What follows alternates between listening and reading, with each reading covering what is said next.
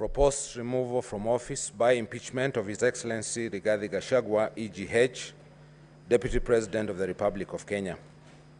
Particulars of the allegations. Your Excellency Rigathi Gachagua, EGH, Deputy President of the Republic of Kenya, please take the stand.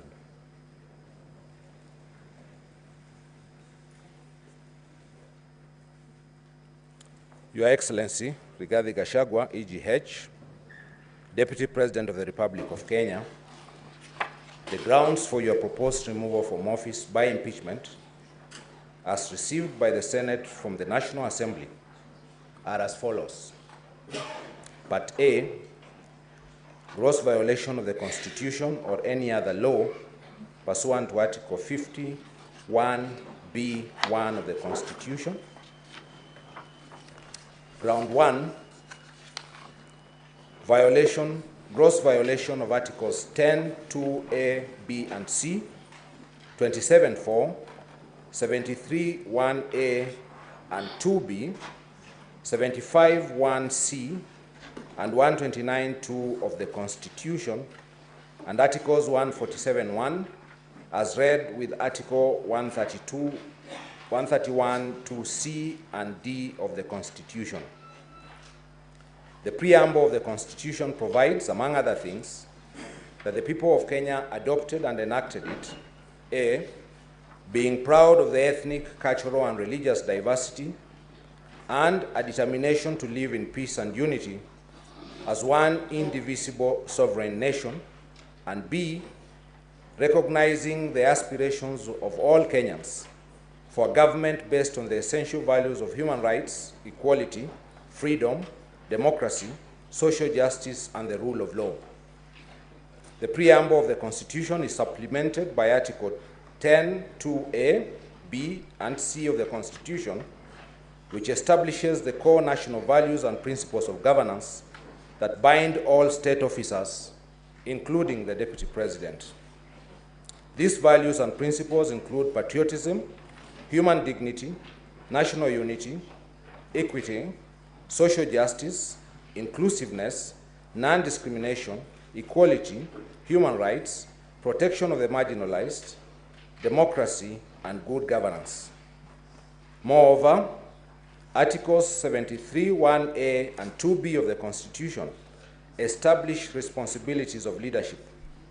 They provide that the authority assigned to a state officer, such as the Deputy President, is a public trust to be exercised in a manner that is consistent with the purpose and objects of the Constitution, demonstrates respect for the people, brings honor to the nation and dignity to the office, and promotes public confidence in the integrity of the office. Also, Article 27(4) of the Constitution prohibits all forms of discrimination, including discrimination based on ethnic or social origin, conscience, belief, language, and birth. Further, Article 73(2)B of the Constitution provides that decision-making should be objective and impartial and should not be influenced by favoritism and improper motives. Furthermore, Article 75(1)C of the Constitution provides that a state officer should behave, whether in public and official life, in private life, or in association with other persons, in a manner that avoids demeaning the office he holds.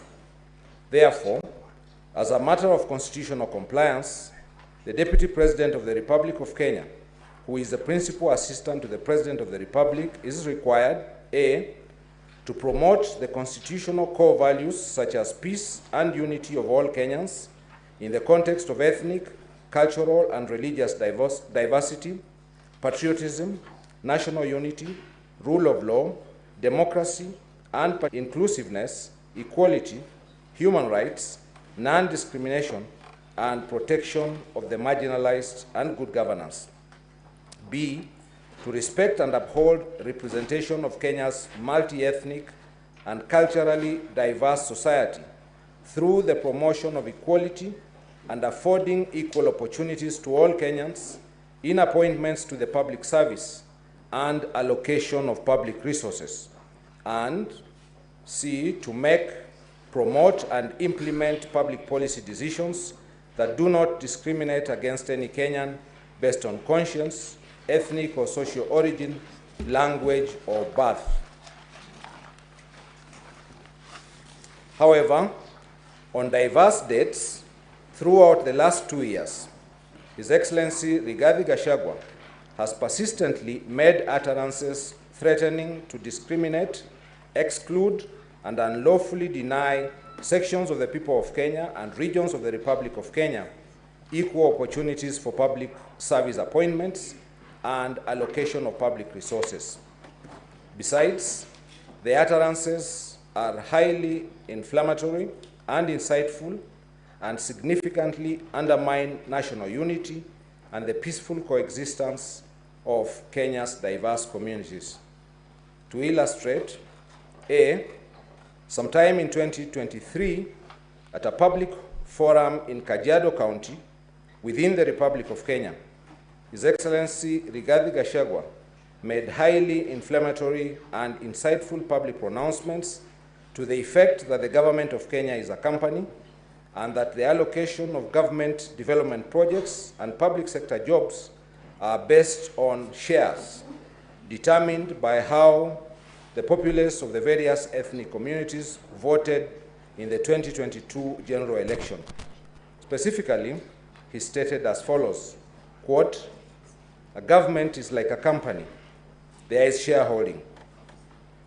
Kuna wale who have invested a lot of shares, kuna wale wameweka kidogo, kuna wale wamekataa, lakini wote ni wa Kenya. So ndio tukasema, kama wewe umeenda kupanda mahindi, ama wacha nipeane example ya ng'ombe, kwa sababu niko Kajiado. Wewe uko na ng'ombe yako ya maziwa, hiyo ng'ombe imezaliwa ikiwa njao, umeichunga vizuri, umepatia majani, umenunulia dairy meal, umepatia chumvi, umepeleka kwa malisho, umepatia maji, imezaa, imeanza kukamuliwa. Wewe unatakiwa kwanza ukue mtu ya kwanza kukamua hiyo ng'ombe na kunywa maziwa." End of quote.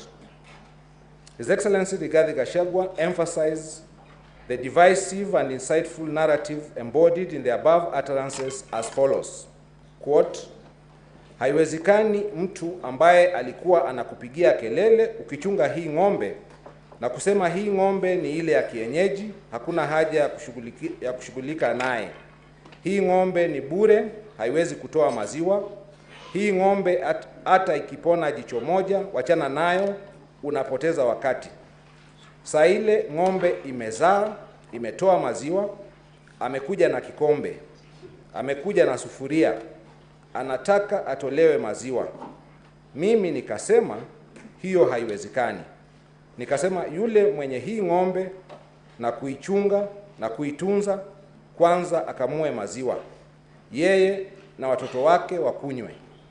Ile itabaki aitie majirani. Hata yule alikuwa anapiga kelele akisema hii ng'ombe ni bure na haiwezekani, kama kunayo imebaki pia apewe. Kama hakuna imebaki atembee. Si namna hiyo?" End of quote. His Excellency Rigathi Gachagua made similar remarks at another public forum as follows, quote, "A government is like a company. I did not say it is a company. I said it is like a company. In every company, there are shares, preferential shares and ordinary shares. When there is an AGM, non-shareholders do not vote or attend the AGM. When there are dividends to be divided, they are divided according to the number of shares. That is the truth." End of quote. His Excellency Rigathi Gachagua continued the insightful and divisive utterances at yet another forum where he stated as follows, quote, "Si lazima tungeangalia nyinyi. Sisi lazima tungeangalia nyinyi. Hii serikali ni kampuni na ni ya shares. Si ndio? Ni ya shares. Kuna wenye kampuni wale wako na shares mingi, wale wako na chache, kuna wale hawana. Sasa nyinyi mliinvest kwa hii kampuni ya William Ruto na Rigathi Gachagua. Sasa lazima mvune. Yule ambaye alipanda atafanya nini? Simulipanda, simuliamka mapema. End of quote. At another forum in Nandi County, His Excellency Rigathi Gachagua continued the same divisive and insightful narrative as follows. Quote, Raisa ako pale niko hapo. Raisa ako pale niko hapo. Huyu Felix ako hapo. Mimi mnanijua msimamo wangu ya kwamba watoto wakiwa wengi kuna wale kwanza ya kuangaliwa. Si mnajua? Sasa huyu Felix ako pale ndiye kuunganisha mawaya. Mambo yenu tumepanga. Mambo iko sawa. Chakula iko jikoni, karibu kuiva. Watoto ni wengi, chakula ni kidogo. Iko watoto ya nyumbani, iko wajirani. Iko namna hiyo. Na nyinyi mtulie. Chakula ikiiva, sisi ndio wenye kupakua. Na watoto tunawajua kwa sura na kwa msimamo. Hatuwezi kuwa confused. Kuna mtu hajui watoto wake? Na wiki inakuja tutatangaza hatua kali ile tutachukua na ile maneno tumepanga. End of quote. In addition, in September 2024, during a public rally in Nairobi, His Excellency Rigathi Gachagua made public utterances that incited other communities against the ethnic communities that live around the Mount Kenya region by stating as follows, quote, na mimi mkaniambia nimsaidie rais kwa kazi, lakini nikiwa hapo kwa serikali, nikuwe pia nikichunga mambo ya watu wa mlima. Niendelee kuchunga mambo ya mlima ama nisichunge? Sasa hiyo kuchunga mambo ya mlima inaniletea matatizo. Ati naambiwa mimi ni mkabila. Mimi ni mkabila kweli? Nikichunga mambo ya watu wa mlima, iko makosa? Iko makosa? End of quote. His Excellency Rigathi Gachagua's utterances throughout the past 2 years undermined the promotion of national unity in the context of Kenyan society's multi-ethnic demography. Clerk, just pause for a bit. Honorable Senators, just put your phones on silence. Please, proceed, Clerk. Repeat. His Excellency Rigathi Gachagua's utterances throughout the past 2 years undermined the promotion of national unity in the context of Kenyan society's multi-ethnic demography and multicultural diversity. In addition, they have the potential to alienate, isolate, and create disharmony among the various ethnic communities of Kenya.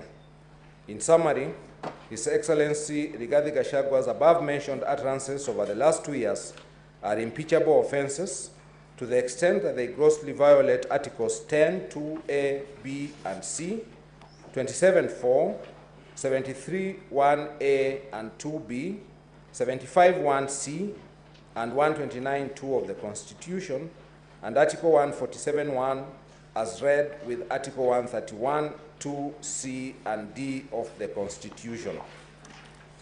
Specifically, His Excellency Rigathi Gachagua's divisive and insightful public utterances over the last 2 years, A, are incompatible with the high calling and dignified status of the office of the Deputy President of the Republic of Kenya, B, can stir ethnic hatred and promote ethnic balkanization of the Republic of Kenya, C, falsely alluded to an non-existent government policy to discriminate and marginalize the populace of the regions and tribes that did not vote for the current administration in the 2022 general elections.